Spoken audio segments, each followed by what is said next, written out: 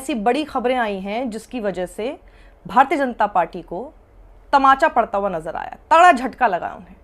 सबसे पहली खबर तो यह है कि कैसे इलेक्शन कमीशन ऑफ इंडिया को सुप्रीम कोर्ट द्वारा ये निर्देश दिया गया है कि उन्हें ईवीएम के साथ वीवीपैट की स्लिप्स का मिलान पूरा करना होगा। एक एक स्लिप का मिलान, ये नहीं चलेगा रैंडमली 4-5 उठा के आपने ईवीएम से कर दिया और फिर बता दिया हाँ भैया बिल्कुल सही हुआ। नहीं, एक एक स्लिप का मिलान करना पड़ेगा, जो अभी तक नहीं होता आ रहा था। दूसरी बड़ी खबर, पतंजलि के ऐसे मिसलीड करने वाले, धोखा देने वाले विज्ञापनों पर रोक लगाई थी सुप्रीम कोर्ट ने, लेकिन उसके बावजूद रामदेव वही काम करते नजर आ रहे थे। तो रामदेव को वहां पर कोर्ट में खड़ा होना पड़ा और हाथ जोड़कर गिड़गिड़ा रहा था रामदेव, हाथ जोड़कर मुझे माफ कर दो, मुझे माफ कर दो। पता नहीं ये माफी शब्द कितनी बार सुनाई दिया। माफी वीर, नए भारत के नए माफी वीर रामदेव ही कहलाएंगे। लेकिन उसके बाद भी कोर्ट ने कहा हम आपको माफ नहीं कर रहे हैं, ये जो आपने किया ये पर्जरी है। बाबा रामदेव, आपने ये गलत दावा क्यों किया कोर्ट में कि आप कोरोनिल से इलाज करेंगे? सही वो ठहर भाई, ओ बाबा रामदेव,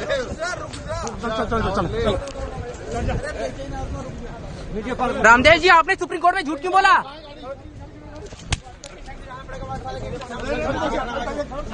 अरे सर ठीक है, अरे हाँ ठीक है, आप हाथ तो छोड़ मेरा। फिर भी 1 हफ्ते का समय दिया है अपना जवाब लिखने के लिए और उसके बाद फिर परिणाम होगा। और मुझे लगता है कि जिस तरह का ये आदमी है और जिस तरह की इन्होंने हरकत की है, जो झूठ इन्होंने पूरे देश को बताया है, और गोदी मीडिया के सबसे ज्यादा सिर चढ़ाए हुए थे क्योंकि सबसे ज्यादा फाइनेंस यही कर रहे थे उनको। उनके पास में पेनक्रियाटाइटिस की दवाई है, पूछ तो लो, आप इनसे तो पूछो, सारे प्रश्न मुझसे ही पूछने में लगे। आप डॉक्टर लेले जी, आप इनका जवाब दीजिए। डॉक्टर लेले, आप इसका जवाब दीजिए। बिल्कुल पूछ रही हूँ नहीं, अभी और क्या आयुर्वेदिक दवाओं को हीन दृष्टि से देखते हैं एलोपैथी डॉक्टर, जिसका जो वो आरोप नहीं, एक minute before going to that let me make it very clear. First of all, ये अगर चुप बैठेंगे तो ही मैं बोल सकूंगा, नंबर 1। और ये इनके फोटो फ्रेम में क्यों कोरोनिल की दवाई कंटिन्यूअसली आ रही है? ये क्या एडवर्टाइजमेंट गिमिक है? क्या चल रहा है एक एडवर्टाइजमेंट के लिए? पहले वो कोरोनिल निकाल दीजिए उधर से, हमारे फोटो में कोई है ही नहीं इसके अंदर, हम ना कोई एडवर्टाइजमेंट करते हैं, नंबर 1। अच्छा, नंबर 2, ये जो बोल रहे हैं, ये इनका वीडियो ऐसा है कि पहले 2 थप्पड़ मारने का, फिर कुछ भी, इनका दो बयान में देखो कितना फर्क है। आपने खाली एक ही बयान बताया, उसके पहले भी इन्होंने सैटरडे को जब भी नोटिस पहुंचा तभी एक बयान जारी किया था। अरे भाई अभी बात अब की करो ना, अब जो हम इस काम के लिए बैठे हैं कि हम मिलकर के अच्छा क्या कर सकते हैं, मॉडर्न मेडिकल साइंस में क्या अच्छा है, आयुर्वेद में क्या अच्छा है, इसकी बात नहीं करो। कोरोनिल से आपको क्यों आपत्ति है? डॉक्टर साहब को बोलने दीजिए, वो भी बताइए।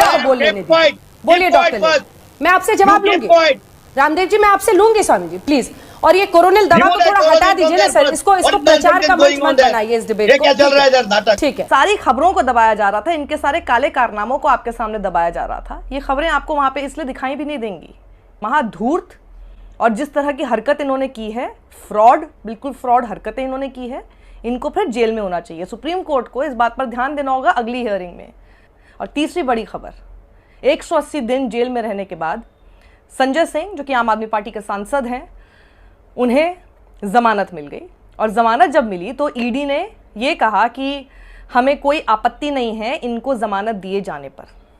मतलब सोचिए, वो ईडी जिसको अभी तक आपत्तियों पे आपत्तियां ही थी, आपत्ति थी इसीलिए तो पकड़ के पहले आपने रेड की, फिर आपने उनको जेल में डाला, 2 बार हाई कोर्ट में बेल ही रिजेक्ट हो गई थी। तो आज सुप्रीम कोर्ट के सामने ईडी का पर्दाफाश हो गया जब उनसे पूछा गया कि पहले 10 बयान आपने सामने क्यों नहीं रखे?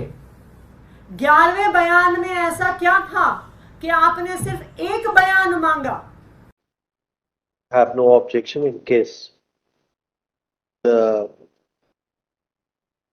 appellant say over there before that leave granted.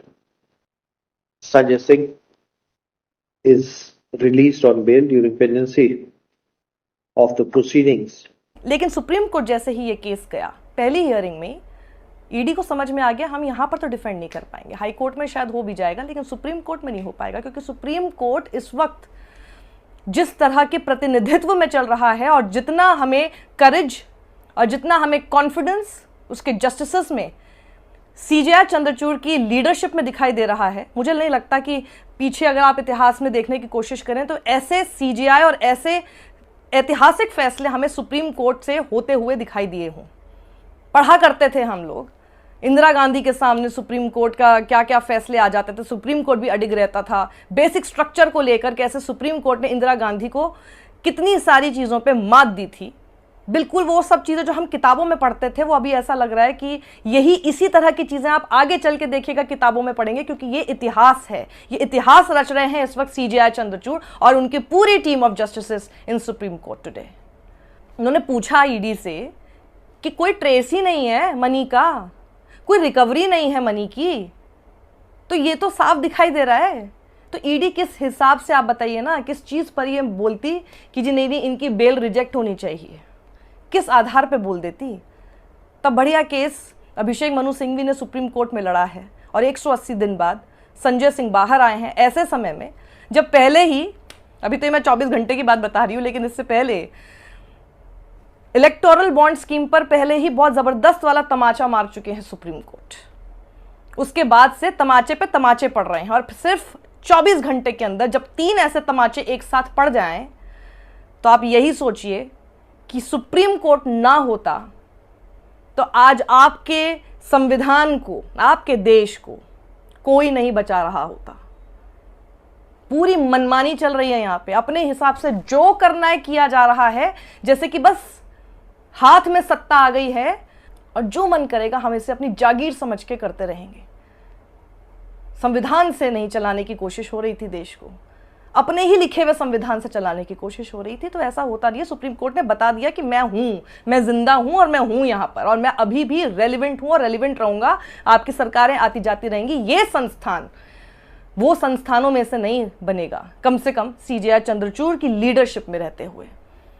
और जब दूसरे सेमिनार्स में CJI चंद्रचूड़ जाते हैं या फिर कोई भी जस्टिसेस जाते हैं, आप सोचिए उनको कितनी खुली छूट है कि वो लोग बाहर जाते हैं तब भी इतनी बड़ी बात कहते हैं, जिससे भी एक तो कोर्ट के अंदर तमाचे पड़ रहे हैं इनको, ऊपर से बाहर भी ऐसे ऐसे बयान देकर आ जाते हैं जिससे और अलग तमाचे पड़ते हैं सरकार को। सारी चीज़ें एजेंसीज और इन सब के खिलाफ होती हैं जो इनकी हरकतें हो रही होती हैं। नोटबंदी के ऊपर अभी थोड़े दिन पहले जस्टिस BV नागरत्ना कितना कुछ बोल के चली गई। उन्होंने कहा सीधे, इतनी बड़े साफ शब्दों में उन्होंने ये बात कही कि ये जो दिखाई दिया, ये तो ऐसा लगा कि जब 98% पैसा आपके बैंकिंग सिस्टम में ही आ गया तो फिर वो काला धन का क्या हुआ। ये तो ये समझ में आता है कि ये काले धन को सफेद करने की एक स्कीम थी। We all know what happened on 8th of November 2016 when rupees 500 and 1000 rupee notes were demonetized. The interesting aspect is that in the Indian economy of that time, and more so even now, 500 rupees and 1000 rupee notes comprised of 86% of the currency. If you see from the common man's point of view, 1 rupee, the note 1 rupee is issued by the central government. 2 rupees, 5 rupees, 10 rupees, 20 rupees, 50 rupees, 100 rupees are the other currency notes which are issued by the Reserve Bank of India. But 86% of the currency was 500 rupees and 1000 rupee notes, which I thought the central government lost sight of while demonetizing 86% of the currency. Imagine a laborer who went to work those days, who was given a 500 rupee note or a 1000 rupee note at the end of the day. He had to go and get that note exchanged before he could go to the grocer's shop to buy the daily essentials. And the other aspect is 98% of the demonetized currency came back to the Reserve Bank. So where were we heading towards what is called the black money eradication?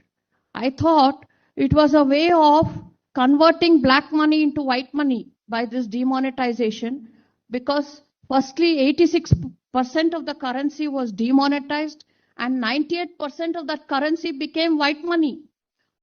सोचिए, electoral bond को unconstitutional बता दिया गया है, जो कि पिछले 5-6 साल से चला आ रहा था कानून बनके, और धड़ल्ले से टैक्स पेयर की मनी जो है, टैक्स आपको किया जाता है, आपका पैसा मारा जाता है और उसको अपने खातों में लेने की कोशिश हो रही थी यहाँ पे प्रोजेक्ट दे के सरकारी।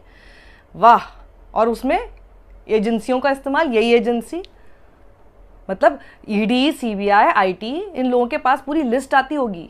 आज इसके पास जाके रेड मारनी है, आज इस विपक्षी नेता के पास जाके मारनी है, आज इन लोगों को जेल में बंद कर देना है, इन्हीं के आसपास इन्हीं की बेल को रिजेक्ट करवाते रहना है, बस इनका काम यही रह गया है. So hats off to Supreme Court, an institution like this that still exists and tries to protect every basic right of an Indian citizen today. Thank you so much, the entire team of justices serving in Supreme Court today. I'm really proud of the fact that I'm a part of this historical moment. जब ऐसे समय में जब हर तरफ से शायद उम्मीद खत्म हो चुकी हो, जहाँ हर आदमी सच बोलने से डर रहा हो, जब सिर्फ सच बोलते हुए आदमी सोचने लगता है कि पता नहीं कौन सुन रहा होगा और कौन सुन के हमारे ऊपर किस तरह की कार्रवाई कर देगा, कौन कब हमें जेल में डाल देगा, ऐसे समय में जब सब बिक चुका हो, सिर्फ एक बुनियाद जो खड़ी हुई आखिरी होप की तरह दिखाई देती है, वो है सुप्रीम कोर्ट. ऐसे में it really makes me feel so proud that yes, there is somebody to protect our rights. Thank you so much, dear Supreme Court. Thanks a ton. हमारे चैनल के साथ जुड़ने के लिए सब्सक्राइब करें और बेल नोटिफिकेशन दबाना ना भूलें.